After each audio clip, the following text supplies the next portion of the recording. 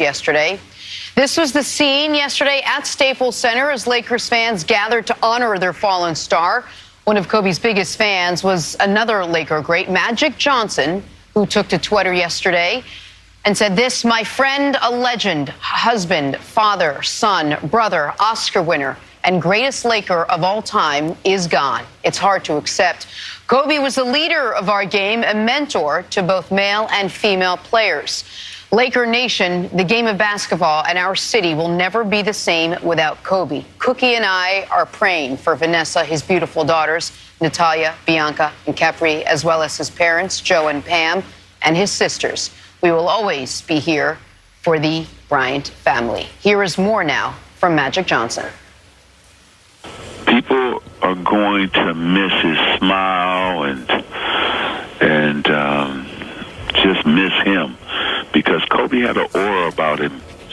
And Jim, it was like, I thought he was going to live forever. I thought he was invincible. I thought he was, he played like that. He walked like that. He was just a confident young man. And when Jerry West drafted him, I remember him telling us when he went one-on-one against against Michael Cooper, that Kobe was the next greatest player to play in the league. And he was 17 years old. He wasn't even 18 yet. And I'm like, what? Are you sure, Jerry? And boy, was Jerry right. He was spot on. And Kobe's name synonymous with the Laker franchise, as you know. How much, Nick, do you think Kobe meant to the city of Los Angeles? The only thing I can compare it to is Derek Jeter to New York, Tom Brady to the New England area. I don't even think Michael Jordan to Chicago, because it kind of feels like the whole country took different parts of ownership of Michael Jordan. And you have Magic Johnson there, who one would argue that as far as guys who started and ended their careers with the Lakers, it's the greatest Laker ever, saying, no, it's Kobe Bryant. And the way Laker fans and the city of Los Angeles were so protective of him. Like, we joke and we talk about, were Laker fans happy LeBron signed there? The reason that was ever even a question was because of the protective nature surrounding Kobe, which, by the way, did not always exist. Like, that was, when the Kobe and Shaq stuff was going on, there were Laker fans who sided with Shaq and were angry if they felt that Kobe had pushed Shaq out. But then over the next decade, the year he averaged 35 and had the 81-point game, then a couple years later, when he wins wins a league MVP that a lot of people feel was long overdue, and they get to the finals, and then getting the back-to-back championships, including beating the hated Celtics, and then he had like 7 acts. I mean, you could say the Achilles and hitting the free throws would have been his final act, but then his actual final act on the court was a 60-point final game. Those are the things that take you past legend into godlike status. And you still live in Los Angeles.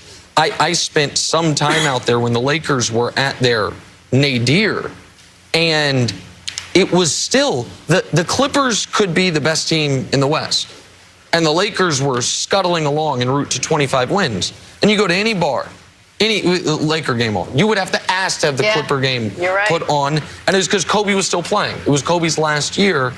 And so I don't think you can associate one person with one team more so than you do Kobe Bryant with the Lakers. Look, to your point, the Lakers got one of the best players to ever play the game coming to their team in his prime, LeBron. And some of them defaced murals twice because of Kobe. Because they felt, is he going to overtake or compete with Kobe? And I say this in a positive way. There's this cult-like following of Kobe fans, in L.A. mainly, but also throughout the country, that they're ready to fight you if you say somebody was better than Kobe, LeBron, Jordan, whoever. How did he get that? He is, look, Magic, who, like you said, many would say is the greatest Laker of all time. He says it's Kobe, and here's why a lot of people would say it's Kobe. He played 20 years with the Lakers. Magic only played 12 because of the HIV. His career was cut short.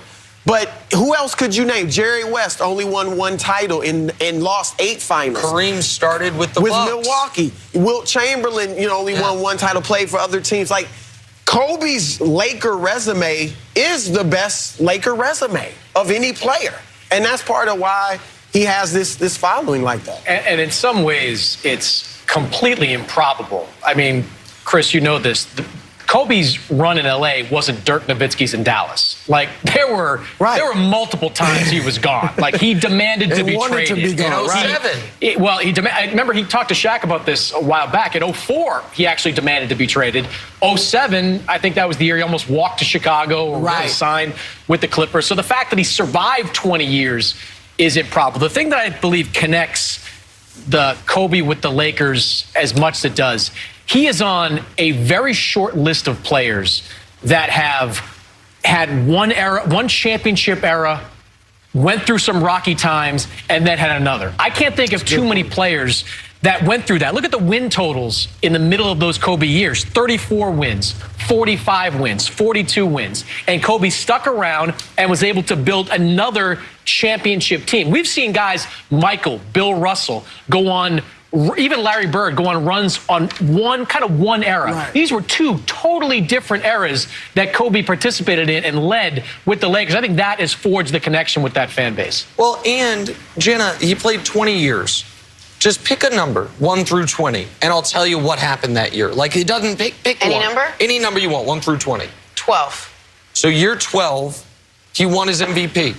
They lose in the final. They're back in the finals, but that's right after you're talking about when they're down. I think he averaged 30 a game in the playoffs that year. They lose to one of Mannix's best moments of his life, I assume. They lose to the Boston Celtics and KG and Paul Pierce and those. But give me another. Give me one from early on.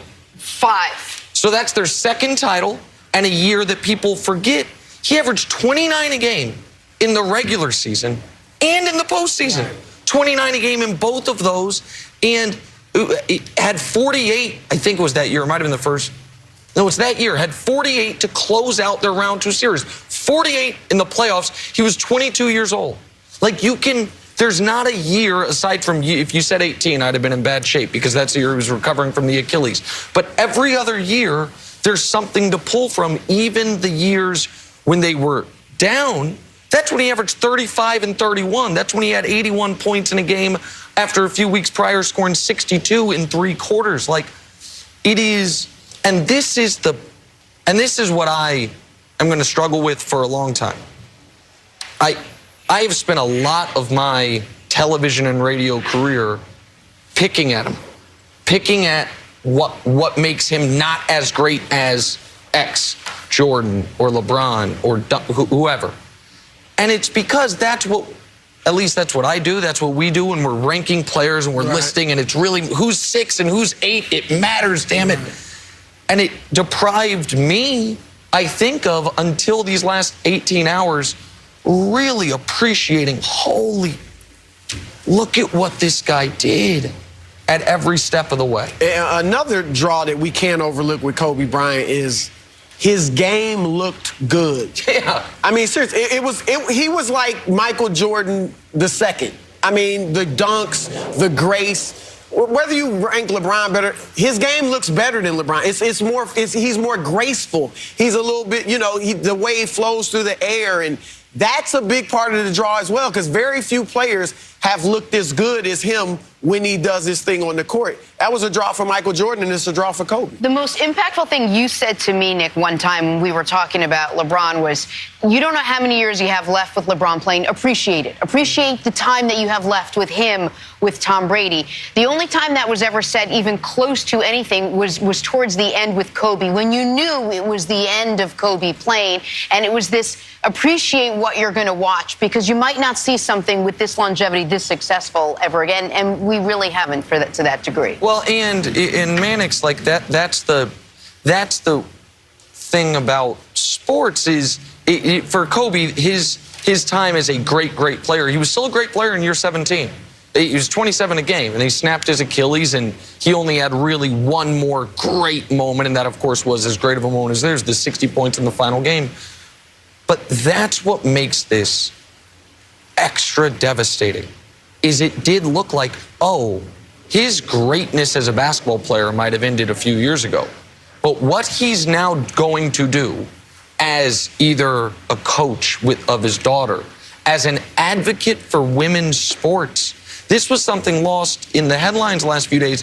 He said, I think there's a few WNBA players who could play in the NBA. And Mannix, I don't know how you read it. I read that less literal and more figurative to try to inspire his daughter and others to say, there is no ceiling.